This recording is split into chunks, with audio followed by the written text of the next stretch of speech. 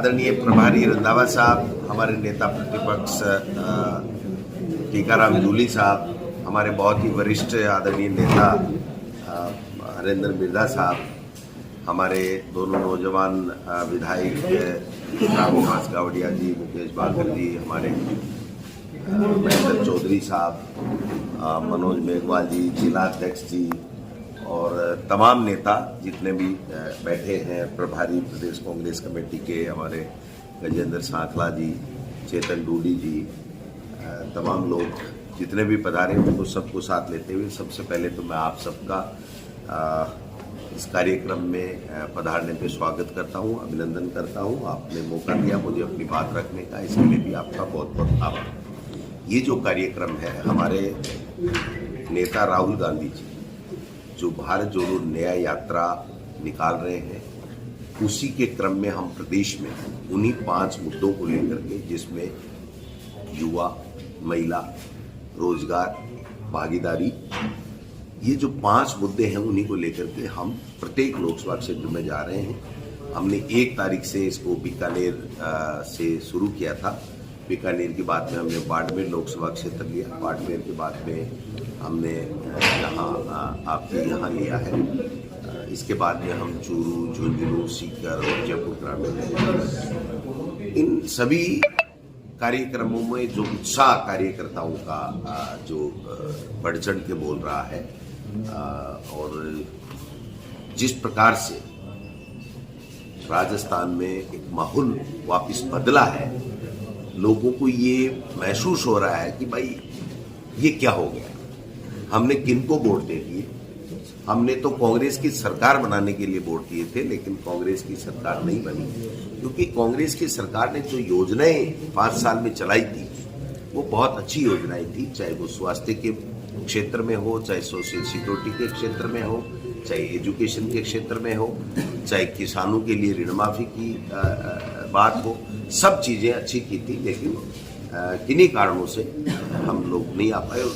उसमें एक प्रमुख कारण जो रहा कि देश के प्रधानमंत्री जो देश के लिए काम करने के लिए उनको समय मिला और 10 साल के लगभग हो गए, लेकिन वो केवल किसी भी स्टेट में चुनाव आते हैं तो वो स्वयं वहाँ के मुख्यमंत्री के दावेदार बताए जा करके या बन करके और भाषण देते हैं, अनर्गल जो भी कोई तथ्यहीन बातें होती हैं वो भी अपने अभिभाषण में कहते हैं।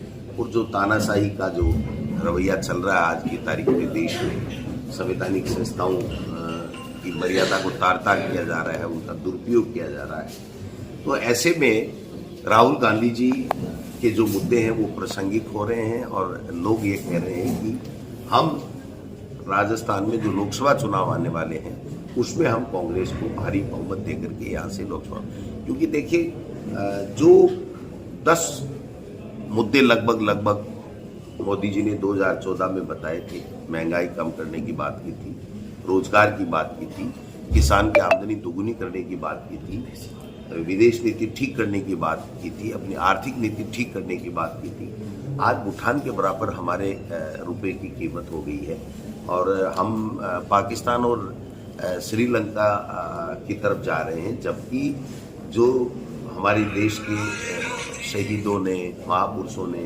स्वतंत्रता सेनानियों, इस देश को आज़ाद कराने के बाद में महान नेताओं ने त्याग, तपस्या और बलिदान से इस देश को सींचा और स्वर्णिम भारत बनाया है, उसमें आज ये स्थिति पैदा होगी कि केवल धर्म के आधार पर झगड़े कराए जा रहे हैं। अब आप बताइए कि महंगाई मुद्दा नहीं है इनके लिए रोजगार मुद्दा नहीं है, इनके लिए सोशल सिक्योरिटी मिले वो मुद्दा नहीं है, इनके लिए किसान का नेशनलाइज बैंकों का ऋण माफ हो वो मुद्दा नहीं है। इनके लिए मुद्दा है कि धर्म के आधार पर प्रभु श्री राम की बातें करो, जय श्री राम बोलो। तो भाई जय श्री राम आप साथ में लेके थोड़ी आए हो। जब से ये सृष्टि की रचना हुई और मर्यादा पुरुषोत्तम राम प्रभु श्री राम को सब मानते हैं और हर धर्म के लोगों में इज्जत है, हर धर्म के लोग उनकी मर्यादा का उदाहरण दे करके और गौरवान्वित महसूस होते हैं। लेकिन इन्होंने केवल चुनावी एजेंडा बना लिया है। आप देख सकते हो कि 5 साल में जितने विकास राजस्थान में हमारी सरकार के समय हुए, उतने विकास के काम पिछले 50 सालों में कभी भी 5 साल 10 साल में भी नहीं हुए। आज 2 महीने से ये सरकार है, आप बताओ मुख्यमंत्री बनाने में कितने दिन लगे, और मुख्यमंत्री को ऐसे बनाया गया कि जैसे वो पिक्चर है अली बाबा 40 जोर खुल जा सिम सिम, और पर्दा खुल जाता है, बोलते हैं पिक्चर सी, पर्ची आई, मुख्यमंत्री जी को पकड़ाई, मुख्यमंत्री जी ने देखा, राजनाथ सिंह जी की तरफ देखा, समझ में नहीं आया मैं बोलूं क्या बोलूं। सामने जिन लोगों को मुख्यमंत्री का चयन करना है उनका रिएक्शन देखिए, उनका भाव देखिए, एक भी आदमी ने ताली नहीं बजाई। फिर राजनाथ सिंह जी को कहना पड़ा कि क्या और कोई नाम है क्या आपके पास में?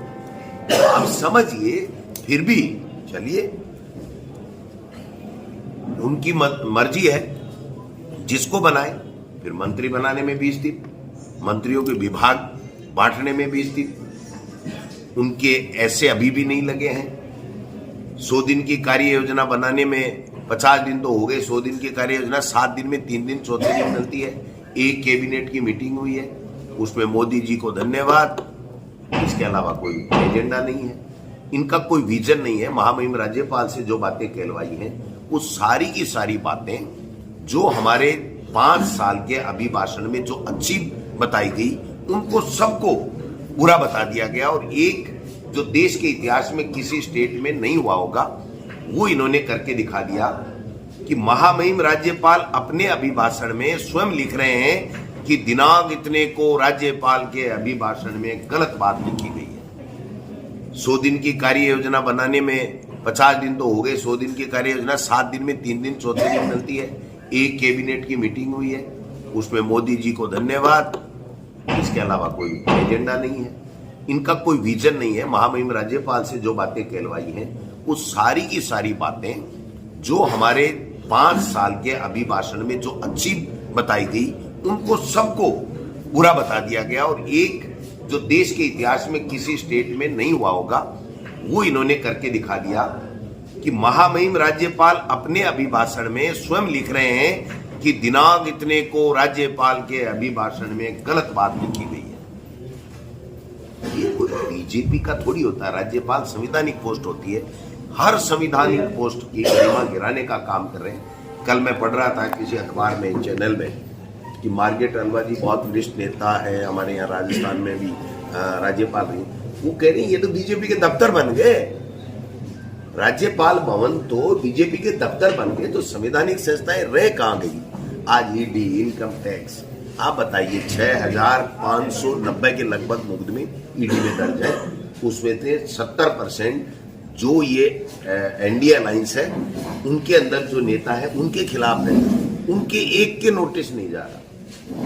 और हमारा कोई भी दिखता दल का कोई भी नेता है, उसके ईडी इनकम टैक्स भेज दो, होना जाना कुछ नहीं हो, डरा दो, धमका दो, और एक माहौल बना दो, परसेप्शन बना दो, ये तो सब गड़बड़ है, ये तो सब चोर हैं। ये आप बताइए, लालू यादव जी कब मुख्यमंत्री हटे थे और मुख्यमंत्री रहे या रेल मंत्री कब रहे थे, तब की वो कागज अभी भी उन्होंने सुरक्षित रख रखे हैं और बता रहे हैं, कभी नोटिस दिला रहे हैं, कभी। आज मैंने एक अखबार में एक कार्टून बहुत शानदार पढ़ा, मैं आपको कहना चाहूंगा। उसमें लिख रखा था कि एक बाबा पूछ रहा है, एक साइकिल वाला इतने कागज लेके जा रहा है कि कौन सा अखबार है, मुझे भी दे दीजिए। तो वो कह रहे हैं कि अखबार नहीं है, मुझे ठेका मिल गया, ईडी और इनकम टैक्स के नोटिस बांटने का ठेका मिल गया, इसलिए इतने कागज लेकर के और मेरे को जॉब मिल गया। तो ये जो स्थितियां हैं ये देश के लिए खतरनाक है। ये हम लोगों को एक तरीके से संवाद करके, चर्चा करके हम नेताओं से बात कर रहे हैं, कार्यकर्ताओं से बात कर रहे हैं, और जनता इसको अप्रिशिएट भी कर रही है, और जनता ये कह रही है कि हाँ, अब की बार लोकसभा में हम चेंज करेंगे और बहुत अच्छे बहुमत के साथ में कांग्रेस को आ जाएंगे।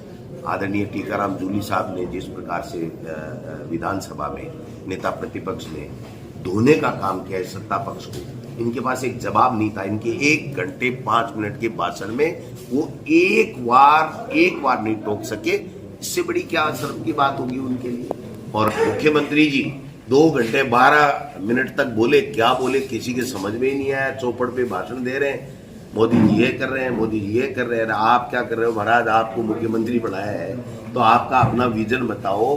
हमारी बातें सब घोटाले हो गए, सब जांचें करा देंगे, मना कौन कर रहा है, हाथ कौन पकड़ रहा है, कलम कौन पकड़ रहा है। तुम्हारे ताबे तुम्हारी ब्यूरोक्रेसी नहीं आ रही है, तुम्हारा अधिकारी तुम्हारी नहीं मान रहे हैं, तुम्हारे कहने से अधिकारी काम नहीं कर रहे हैं, तुम्हारे कहने से तुम्हारी प्रदेश की सरकार के लिए, लोगों के लिए जो काम करना उसकी कार्य योजना आपसे नहीं बन पा रही है, और आप लांछन पे लांछन लगाए जा रहे हो। किसने मना किया इनको जांच कराने के लिए? किसी की भी जांच कराएं। कौन? अब कह रहे हैं सीबीआई को हमने फ्री कर दिया, तो सीबीआई को फ्री कर दिया तो आ जाए सीबीआई, फिर ये नागौर रहा, ये सीकर रहा, झुंझुनू रहा, अलवर रहा, जहां मर जाए, जहां घूमे मर जाए, जिस मुकदमे को ले मर जाए, जिसके घर में घुसे मर जाए, जिसको नोटिस दे, मना कौन कर रहा है? इसलिए मैं ये कहना चाहता हूं कि देश के लोकतंत्र को बचाने के लिए कांग्रेस पार्टी और कांग्रेस पार्टी के नेता राहुल गांधी जी जो भारत जोड़ो न्याय यात्रा कर रहे हैं, हम सब एकजुटता के साथ में संविधान को बचाने के लिए, देश के लोकतंत्र को बचाने के लिए, और राजस्थान में कैसे भाईचारा कायम रहे, कैसे संविधान के मुताबिक काम होते रहे, इस बात के लिए हम लोग ये जो है वो कार्यक्रम वगैरह कर रहे हैं, और लोग वो बहुत इसको अप्रिशिएट कर रहे हैं। लोग कह रहे हैं कि अब चेंज आएगा और लोकसभा में बीजेपी हारेगी। सर, लोकसभा चुनाव में कांग्रेस का टिकट देने का क्या क्राइटेरिया रहेगा, किस तरह के मापदंड बनाए गए हैं?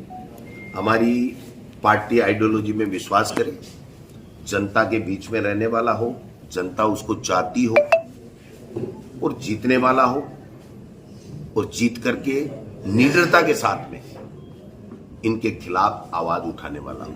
ये भी जरूरी है।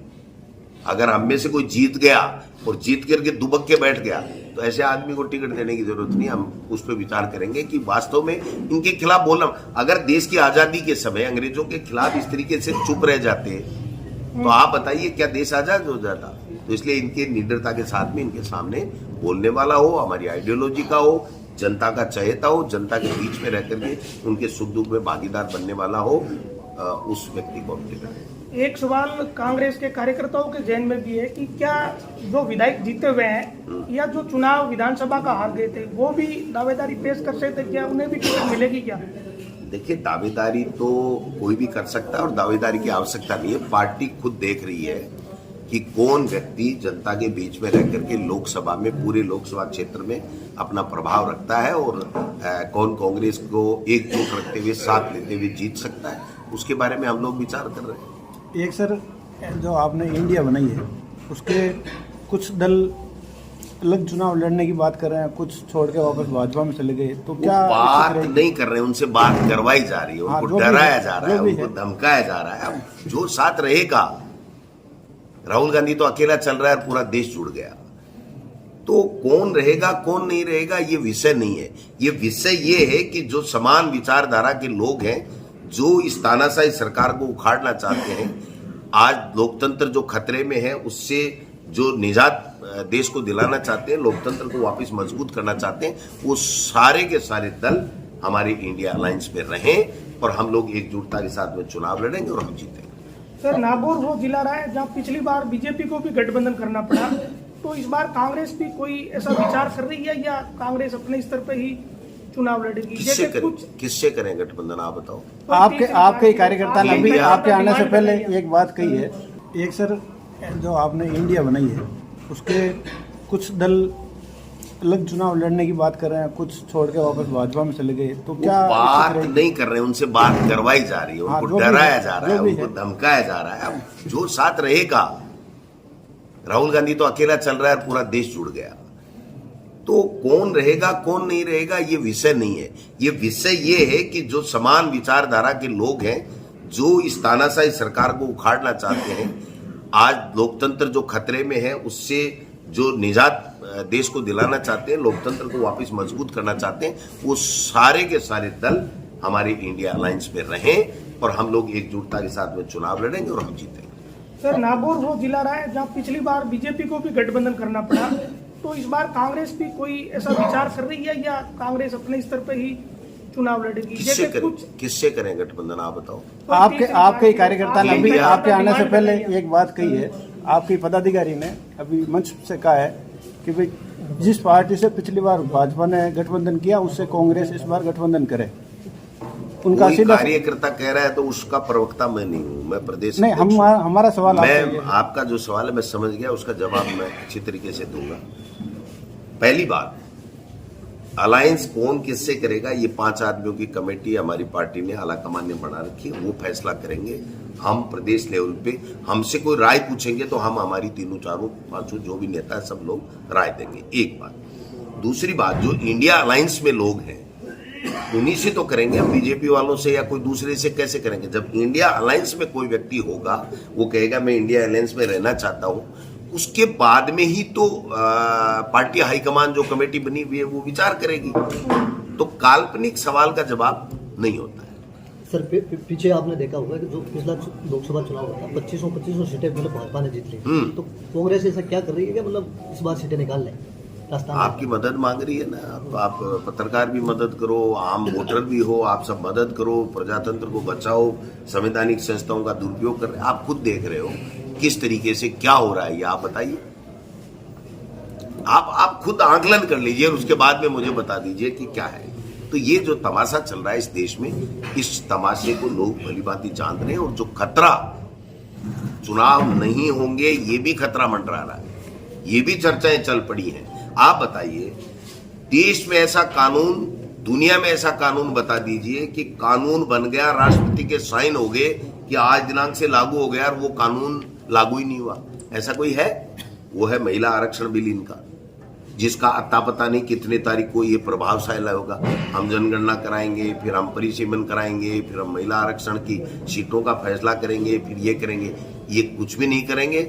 ये सारी के सारी एक दूसरी तरफ एक चुनाव, एक देश की राग अल्पा करके पूर्व राष्ट्रपति की अध्यक्षता में मीटिंग, वो कमेटी बना दी। ये सब गोलमाल कर करा के और ये कहेंगे साहब कोई चुनाव की जरूरत नहीं है, यहाँ तो सारे के सारे मोदी जी के आदमी है, सब बंद करो ये दुकान। और ये प्रजातंत्र बहुत अच्छा देश प्रगति कर रहा है। आप बताइए जीडीपी कितनी गिर गई, भूखमरी कितनी बढ़ गई, किसान की माली हालत क्या माली हालत हो गई, उस पर कोई चर्चा नहीं करना। 500 साल से हम प्रभु श्री राम को ले आए, 500 साल से गए कहाँ थे? तो हमारे तो घटघट में कहाँ चले गए थे जो ये ले आए? और इनमें से कोई बीजेपी वाले उसके मुख्यमंत्री हमारे भजन लाल जी तो खाटू श्याम जी और सालासर जी, जो मैं जहाँ से रहता हूँ विधायक बन करके आता हूँ, ये मनोज जी विधायक बने, वहां बैठे हाथ जोड़ रहे थे, महाराज मेरे को भी। क्या बात है, आप दूसरों को दोषारोपण कर रहे हो, खुद का अता पता नहीं है। तो ये केवल चुनावी स्टंट है इनका, इसके अलावा कुछ भी। आपने कहा था सर के मतलब ईडी की ये कार्रवाई हो रही है विपक्ष पर, तो आप मतलब ये कांग्रेस कहीं ना कहीं कमजोर नजर आ रही है, इनके खिलाफ ये कमजोर है। देखो ना, प्रदर्शन कहाँ हो रहा है इनके खिलाफ? आप कह रहे हो ना कि ऐसे कार्रवाई हो रही है, तो कांग्रेस धरातल पर कहाँ है इनके खिलाफ, कहाँ ऊपर हो रही है? धरातल पे है। 39% वोट ऐसे ही थोड़ी आगे मेरे भाई, जनता ने दिए तभी तो आगे, कांग्रेस के नेताओं ने मेहनत की तभी आगे। ये तो छोटी मोटी मान लो कोई कमी बत्ती रहेगी जिसकी वजह से ये लोग बाग आगे, वरना कोई राजस्थान की जनता ने इनको सरकार लाने के लिए वोट नहीं दिए। अब ठीक है, हो गया। सर लोकसभा में पैनल कितने जनों का भेजा जाएगा? तो जैसे विधानसभा में वो हमारा इंटरनल मामला, बता देंगे जब भी कोई बात। एक साथ लाडली वारेट आया, फिर बाद में की चेंजेस हुए, नींव रख कर गया और मुदेशुआ